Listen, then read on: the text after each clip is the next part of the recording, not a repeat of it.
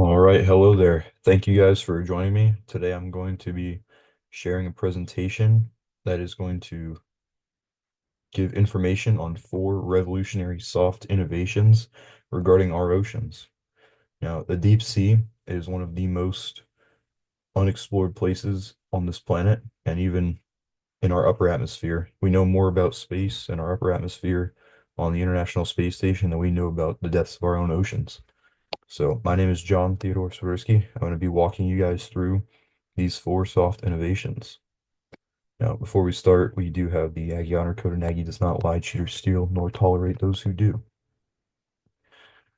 Now, the reason we're looking at these deep ocean exploration type of social enterprise is that oceans cover 70% of the surface of our world, and our population is continuing to grow. We have an increasing reliance upon certain metals in order to create batteries as we go to a more technologically advanced era of our humankind. So we must utilize the surface of the world more than just the 30% land that we have. We're running out of room for all the people. So to move things offshore and to start getting into more offshore resource gathering is going to be the future. We've already started to drill for oil, and we're currently testing offshore wind farms to produce energy offshore. And that we've only scratched the surface for what the oceans have to offer. I believe personally that all of humanity will benefit from these innovations that I'm about to share with you. And the future really does lie in deep sea diving suits using geothermal power at the bottoms of our oceans. Um, and that is combined in with desalination plants. Deep sea mining for cobalt, lithium, copper, iron, all these rare earth metals and iron, manganese are more common. Um, they're readily obtainable at the bottom of our oceans, and it's up to now we have not commercially tapped into those resources. Additionally, shipwreck tours and expanding scientific knowledge about the depths of our oceans through more engagement with the bottoms of our oceans. By taking submarines down there and deep sea diving suits down there, we can have both essentially tourism at the bottom of our oceans as well as more scientific knowledge that may lead to more revolutionary discoveries. Now, the first innovation is these deep sea diving suits that I mentioned earlier. People love to explore the world and go places that no one has ever gone. We've gone to the outer space, yet no man has walked on the bottom of our oceans 3 to 5, maybe even 10 kilometers down. We have put people on the moon, we've put people in outer space, yet not the bottom of our oceans. With more technology, going going offshore, people may have to perform underwater welds. We have pipelines. You've got those wind farms we talked about, and a lot of those things are going to be anchored to the floor with pipelines and cables that run electricity underwater. So having these deep sea diving suits may enable us to perform more maintenance on those underwater machines, as well as potentially do more shipwreck recovery and things like that. So we need to have better dive suits than the ones we currently have. So here's the past, right? On the right, you see a black and white picture of some of the earliest dive suits. Um, these dive suits were made mostly of rubber, so they had the mobility of a normal dive suit with the metal atmospheric pressurized helmet you can see there.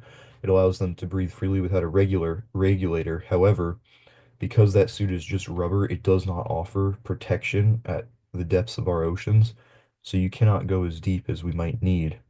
On the left, you can see a more recent innovation in the dive suit.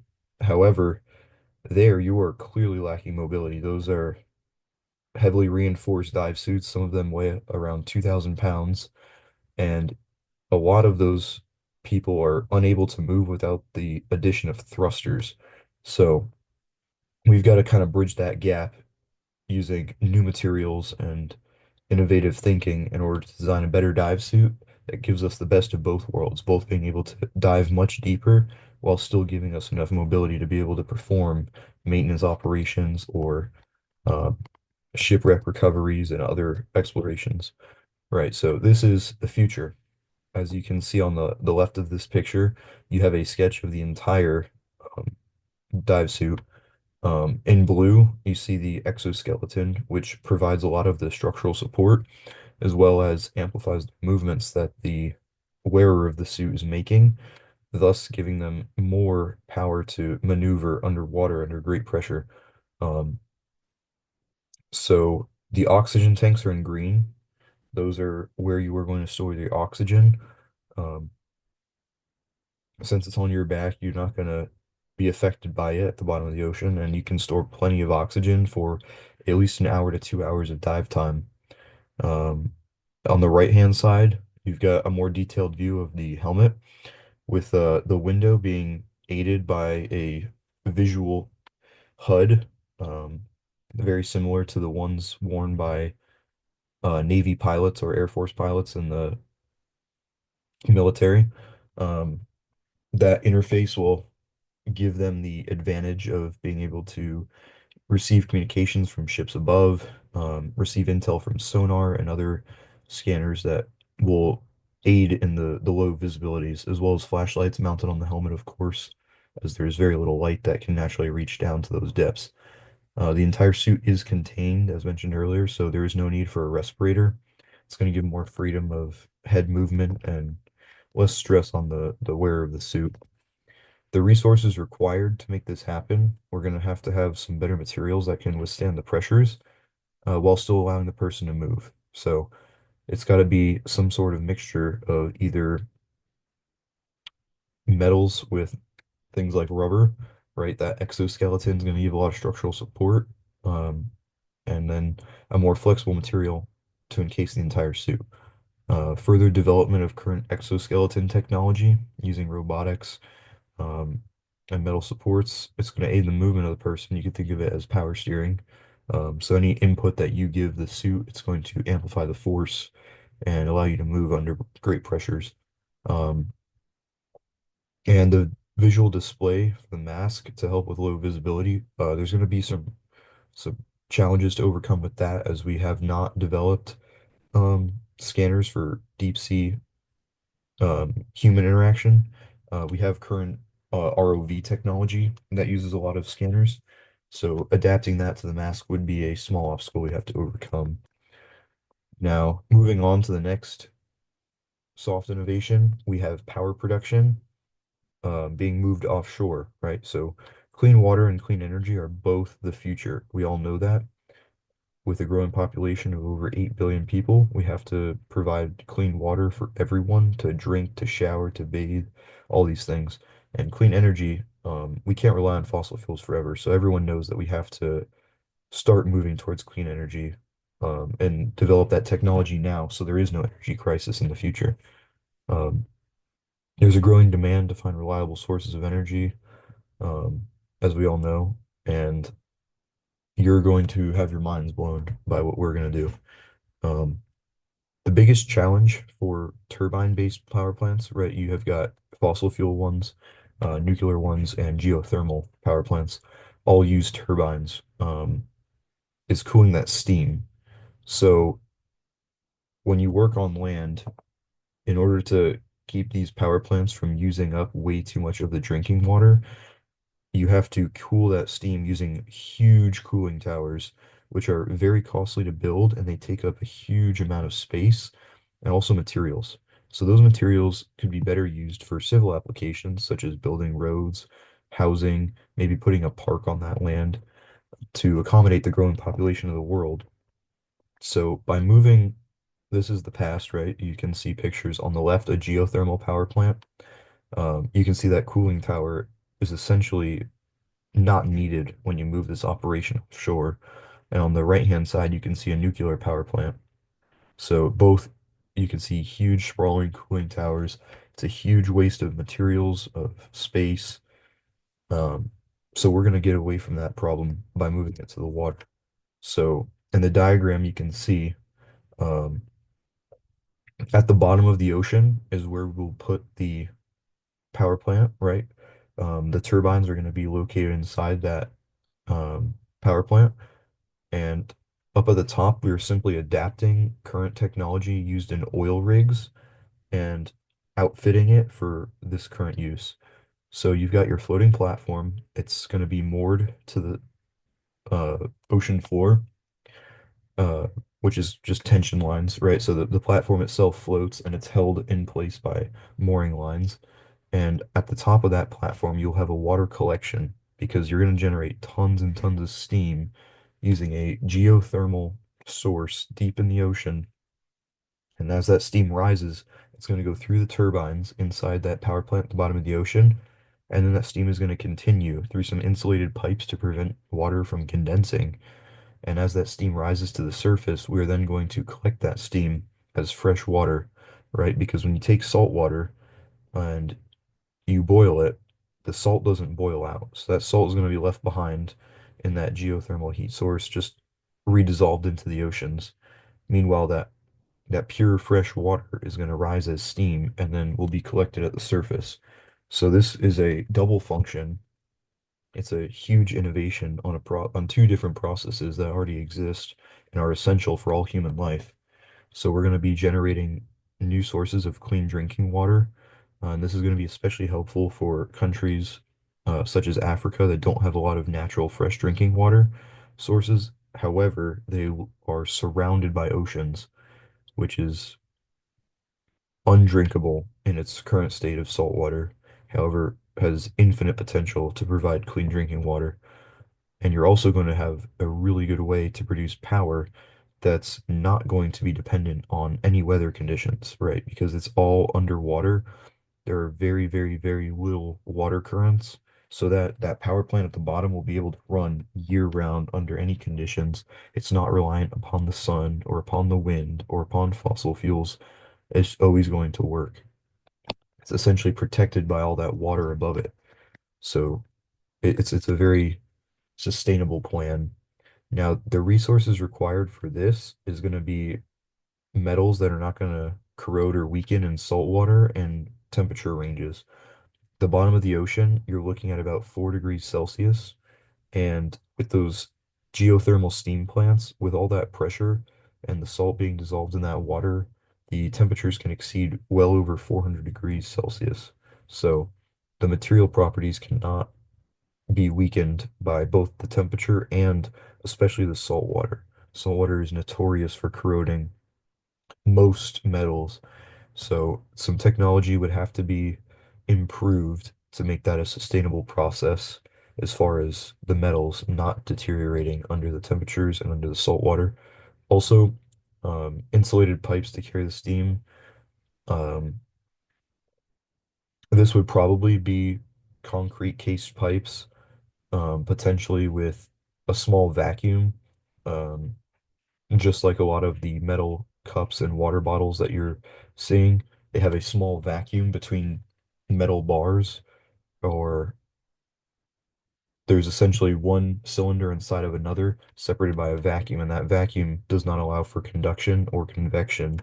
So the only heat transfer is radiation, and you can really reduce that. And the concrete on the outside would also reduce the cold temperatures getting to that pipe. Next is going to be a service of obtaining the metals that were mentioned earlier. Um, as we want more and more batteries to switch to renewable energy sources and green energy, um, electric cars, things like that, we need a lot more of very certain metals such as cobalt.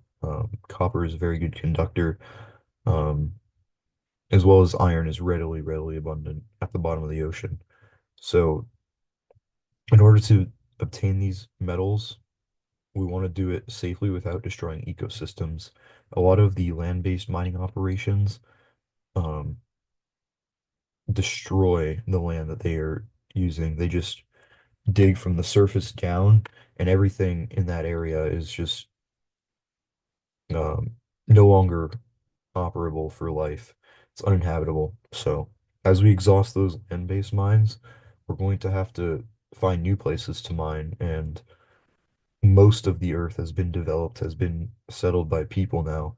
So there are not very many places other than uh, rainforests and other natural ecosystems or residential areas that you can go mining. So as a way to prevent us from tearing up land that we should not be tearing up, we're going to start obtaining these metals offshore. Now, as you can see, the pictures on the right shows a lot of manual labor, and on the left, you can see just the vast scale of some of these mines. Um, the quality of life is really bad. A lot of these workers are not being paid fair wages for the work that they do. There's a lot of injuries that can happen with mining operations, and a lot of inhaling toxic fumes or particles as you're either using explosives um, to blast these mines, or just the chemicals that you're inhaling by tearing up the soil. So the future is going to look like us dredging um, the bottom of the ocean. There's these nodules that contain lots of iron and manganese, as well as small amounts of copper, cobalt. It's estimated that the bottom of our ocean contains more than 3 times the cobalt that the land contains. So, cobalt being very essential for a lot of the batteries that we're using, this is going to be huge, and it may bring down the cost of a lot of these batteries. So, similar to the last thing, you have a processing plant at the surface moored to the seafloor. That's another floating platform. However, the innovation is completely different, right? With this service, you're going to be providing these battery making companies with a new way to obtain these metals. So on the bottom right, you can see 2 tug submarines. So we are essentially going to be pulling dredges at the bottom of the sea, and they're going to be digging up these nodules that are loosely embedded. And as we start to exhaust these readily available sources, we can switch to different types of dredges that go deeper and deeper into the seafloor. Um, Now that dredge is going to be connected up to that processing plant via, at the beginning, non-flexible pipes, and then we'll transfer to more flexible pipes to prevent any breakage as we go deeper. And it's going to be pumping up these nodules in the form of a water, sand, and nodule kind of sludge, very similar to the way that we modern day drill. Um, and as that's pushed to the surface, you're going to be sifting out that sand, and you can use that sand for beach reconstruction and other commercial uses for sand, or it can be sent back down to the bottom of the ocean and laid back down where it was before you took those nodules. Um, and now on the left-hand side, you can see a more detailed view of that dredge specifically. Um, this is another innovation, right? We have dredges that dredge in very, very shallow waters already. However, we do not have any deep sea dredges up to date. The only machines that have even had patents for them for collecting these nodules at the bottom of the oceans, they resemble tanks with treads, and they crawl along the bottom, and they leave behind a lot of these nodules because it's difficult to pick them up unless you're able to scoop up underneath them in the sand, almost like scooping up cat litter. So it will be shaped almost like a dustpan, if you could imagine that, and it will be on an upward slope. And now, to prevent too much sand from getting into these pipes and just getting the nodules, we have these rollers, right? So these rollers are going to be rolling the nodules up and up in as it funnels it into the pipe, and it's also going to allow that sand to fall off and drain back down to the bottom of the ocean without creating too much of a plume, because that plume is what disrupts the environment at the bottom of the ocean. So by allowing that sand to settle back down, with the sides being covered, you're going to prevent a lot of impact on the environment as you're pulling up these nodules. Um, the resources required, you're going to have to make that dredge that I just showed you, and that's going to require modifying and redesigning the current dredges that we have that work in shallow water, as well as making new submarines that can pull these dredges, as the only submarines we have nowadays are military submarines and small research submarines that only carry a couple people at a time. So you're going to want to redesign these submarines to be pulling these dredges. So you're going to want more power output, and probably make a nuclear submarine, just so that you're not required to come up to the surface as often, and you can keep that dredging operation running more smoothly. You're also going to want to optimize the processing of these metals from the sediments. That way you can reduce the impact on the ecosystem at the seabed. Um, just because we're not really sure much about the ecosystem at the bottom of the sea right now. So you don't want to cause long-lasting effects on any ecosystems that you're not sure about. We've made those mistakes in the past, and that is something that we should not do going forward. Now, the last innovation is quite the experience. It's essentially tourism for the bottom of the ocean, right? The recent Titan submarine that imploded while trying to observe the wreckage of the Titanic really just goes to show how much interest there is in seeing the depths of these oceans and in uncovering a lot of these secrets from the past, whether it's sunken warships or planes that have disappeared. We might be able to uncover a lot of mysteries that were never able to be solved in the past. In addition, it's going to further the scientific knowledge about the bottom of our oceans. Um, as I said earlier, it's estimated that we know more about our upper atmosphere, the moon, and space in general than we do about the bottom of our own oceans. Um, because very little to no light penetrates to the bottom of the oceans, we're only just now starting to get remote operated vehicles down there to be able to take pictures and videos. We're still uncovering new organisms that live at the depths all the time. So I want to push that technology to the point where people can buy tickets to submarines or to use dive suits and tour wreckages to see underwater ecosystems that have never been seen before. So right now, the closest thing you can get to that is aquariums, scuba diving, snorkeling. Everything is restricted to very, very shallow water. With good scuba equipment, you're looking at a few hundred feet, or about 100 meters. So we really want to push the boundaries as to what we can see, what we can explore to reach new places. And on the bottom left, you can see a picture of a small remote operated vehicle, and that's uncovering a very old shipwreck. Um, on the right-hand side, you can see a sketch of what this could look like in the future. Um, the gray is a wreckage, and you can see the submarine. It's a tourist submarine that's visiting the wreckage of the Titanic. Uh, that was a goal that somebody visualized already, and unfortunately was not successful.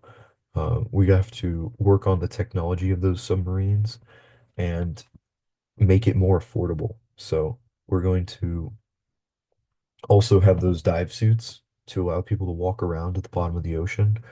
Uh, you can essentially tour a shipwreck at the bottom of the ocean by walking through the rooms and crawling around. The resources required is going to be better materials, first of all, both for the dive suits and for the submarines. We need to make sure that this is safe before we start sending people down there to avoid any more unfortunate deaths. Um, we also have to increase the public and government interest in deep sea exploration. A lot of people don't realize how much there is to gain, to learn, and to experience by visiting the depths of our oceans, the untouched ecosystems that lie in the black depths of our oceans, which cover over 70% of the world. We're also going to need those specialized deep sea dive suits mentioned in the first innovation in order to be able to reach these places. And that's all for today. Thank you guys for joining. And I really hope that you guys have learned a lot and will share this information with your friends and investors. And we look forward to changing the face of this world.